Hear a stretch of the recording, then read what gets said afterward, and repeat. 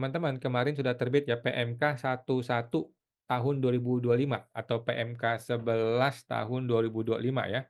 Ini adalah PMK mengenai DPP nilai lain dan besaran tertentu ya. Coba gua share dulu deh ke teman-teman ya, supaya bisa dilihat. Ini sebenarnya sederhana sekali ya. Ini adalah PMK-nya ya, PMK nomor 11 tahun 2025 tentang ketentuan nilai lain sebagai DPP dan besaran tertentu pajak pertambahan nilai. Oke. Jadi teman-teman tinggal baca aja ya, ada 31 lembar, gua, malas juga baca semuanya, tapi sudah ada summary-nya dan ini adalah kesimpulannya, sangat sederhana sekali ya. Ini hanya ngomongin 2 hal ya, mengenai kode 040 dan kode 050. Kita mulai dari kode 040. Kode 040 atau DPP nilai lain itu tidak berubah, prinsipnya sama, yaitu DPP nilai lainnya Anda centang ya, dicentang, nilai rupiahnya itu diubah manual dengan rumus, yaitu harga barang dikalikan 11/12. Kalau nggak salah sudah ada centangannya ya, sudah ada pilihannya, tapi intinya DPP nilai lainnya itu menggunakan rumus harga barang yang di atasnya itu dikalikan 11/12. Kemudian PPN-nya itu 12% otomatis keluar ya. Ini sudah normal ya teman-teman ya, tidak ada perubahan.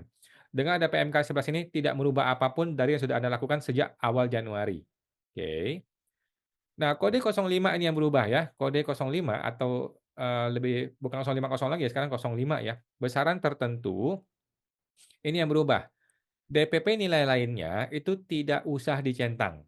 Artinya DPP nilai lain tidak dicentang, artinya DPP-nya itu full 100% sesuai dengan harga barang. Tetapi nilai rupiahnya itu otomatis ya, nilai rupiah dari DPP nilai lain itu otomatis. Karena kan Anda tidak centang ya, karena lu tidak centang DPP nilai lain, maka nilai rupiahnya otomatis keluar. Nah, di PPN 12% inilah yang diubah manual dengan rumus harga barang dikalikan besaran tertentunya, dikalikan dengan 11/12, dikalikan dengan PPN 12%. Intinya adalah kembali ke tarif efektif yang lama, yaitu 1,1%. Oke, teman-teman ya, sudah paham ya? Nah, kita kasih lihat ini adalah, informasi dari teman-teman semua ya. Tarif besaran tertentu per 1 Januari 2025. Eee, ada yang jasa pengiriman paket nih, kayak JNE gitu ya, kan awalnya itu kan 1,2%, yaitu 10% dari tarif PPN dikalikan dengan 12% kan, yaitu 1,2 besaran tertentunya ya. Sekarang berubah menjadi 10% dikalikan 11 kali per 12 dari tarif PPN. Oke, kalikan 12% dapat 1,1. Biro jasa agen perjalanan, freight forwarder, jasa penyelenggara pemasaran dengan voucher, jasa perjalanan tempat lain dengan perjalanan ibadah keagamaan, semuanya sama ya, yang efektifnya 1,2% berubah menjadi 1,1%, kembali ke metode lama seperti di tahun 2024. Kemudian jasa perjalanan ke tempat lain dan perjalanan ibadah keagamaan, yang awalnya 5% kalikan PPN 12% yaitu 0,6, menjadi 5% dikalikan dahulu dengan 11/12 dikalikan lagi PPN 12%, sehingga jadi 0,55, kembali ke model sebelumnya. Sama juga dengan jual emas ya, dan lain-lain sebagainya. Nah, ini adalah summary-nya, sudah aku kasih filenya semua di deskripsi ya. Jadi di halaman 9 ini ada kesalahan dari tim, DJP-nya.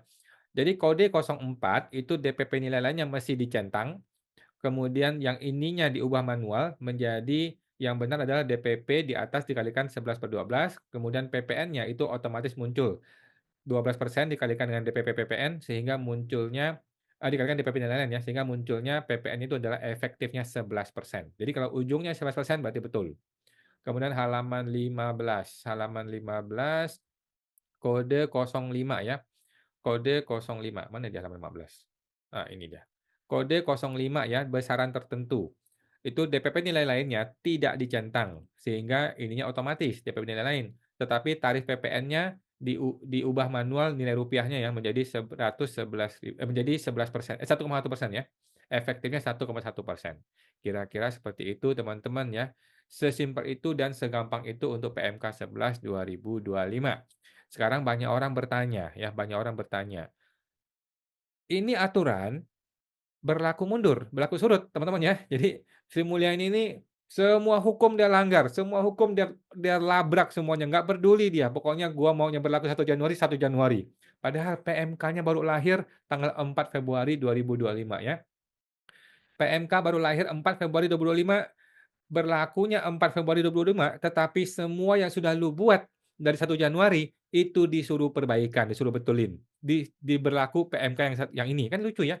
PMK berlaku 4 Februari, tetapi isinya berlaku surut ke 1 Januari. Ya udahlah ya, memang negara Konoha itu suka-suka dia ya, semua aturan dia labrak, dia dia lawan semuanya ya. Nggak masalah ya, nggak apa-apa ya, kita ikutin aja teman-teman ya. Jadi yang sudah terlanjur buat faktur pajak dari Januari sampai 4 Februari dengan metode besaran tertentu 050 itu 1,2%, apakah perlu bikin faktur pajak pengganti? Jawabannya perlu. Anda perlu bikin faktur pajak pengganti menjadi 1,1%.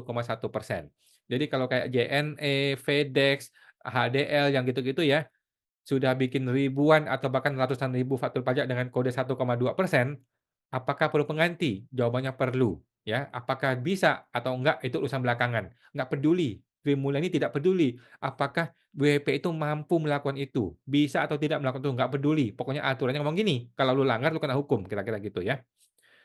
Sekarang gimana dengan uang yang sudah dibayar? Apakah perlu dikembalikan? Jadi kita sudah bayar JNE nih, sudah bayar 1,2%.